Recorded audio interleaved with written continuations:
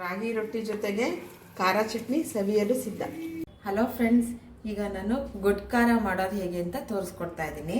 ಗೊಡ್ ಖಾರ ಅಂದರೆ ಇದಕ್ಕೆ ಹಸಿರು ಮೆಣಸಿನ್ಕಾಯಿ ಮಾತ್ರ ಹಾಕ್ತಿರೋದಕ್ಕೆ, ತೆಂಗಿನಕಾಯಿ ಹಾಕೋಲ್ಲ. ಇದಕ್ಕೆ ಗೊಡ್ ಖಾರ ಅಂತ ಹೆಸರು ಹೇಳ್ತಾರೆ.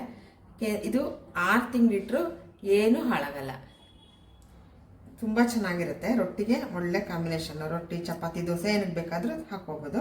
ಹೆಂಗೆ ಮಾಡೋದು ಅಂತ ನೋಡ್ಕೊಳ್ಳೋಣ. ಒಂದು 4 ಸ್ಪೂನಷ್ಟು ಕಡಲೆಕಾಯಿ ಎಣ್ಣೆ ಹಾಕ್ತಾ ಇದ್ದೀನಿ.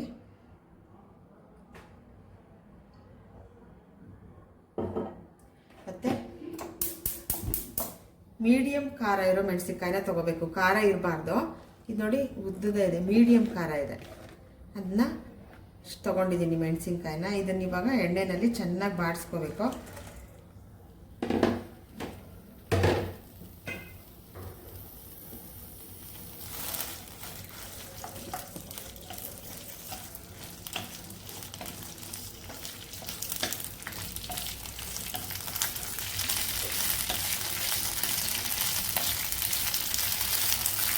ಚೆನ್ನಾಗಿ ಎಣ್ಣೆಲಿ ಫ್ರೈ ಆಗಲಿ.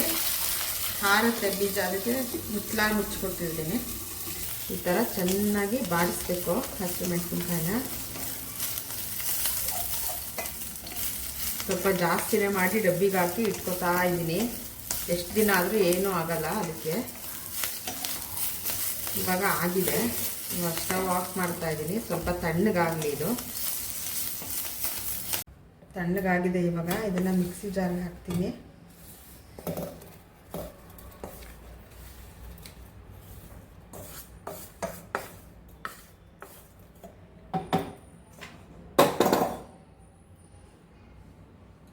ಒಂದು ತೊಳೆಯಷ್ಟು ಹುಣಸೆ ಹಣ್ಣು,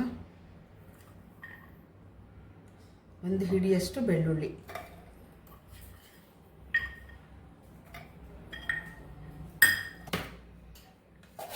ರುಚಿಗೆ ತಕ್ಕಷ್ಟು ಉಪ್ಪು.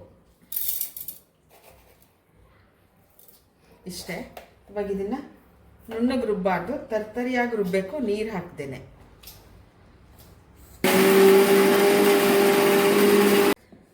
ತರ್ತರಿಯಾಗಿ ರುಬ್ಬಿಟ್ಕೋಬೇಕು. ಒಂದು ಡಬ್ಬಿಗೆ ಹಾಕಿ ಸ್ಟೋರ್ ಮಾಡಿ ಇಟ್ಕೊಂಡ್ರೆ ಒಂದು 6 ತಿಂಗಳು ಏನೂ ಆಗಲ್ಲ. ತುಂಬ ಚೆನ್ನಾಗಿರುತ್ತೆ. ತುಪ್ಪ ಹಾಕ್ಕೊಂಡು ತಿನ್ನೋದು.